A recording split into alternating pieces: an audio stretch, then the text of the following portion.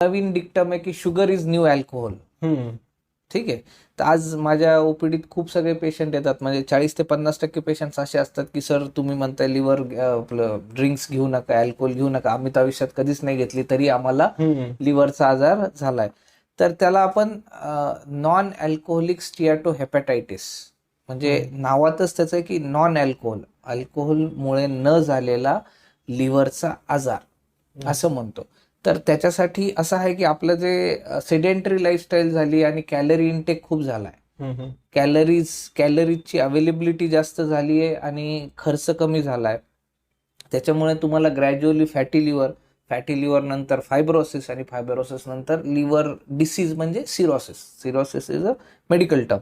तर ते होत जातं. म्हणून शुगर इज न्यू अल्कोहोल हे पण एक महत्वाचं आहे. जितकं अल्कोहोल अवॉइड करणं गरजेचं आहे तितकंच मिनिमम शुगर किंवा नो शुगरकडे जाणं गरजेचं.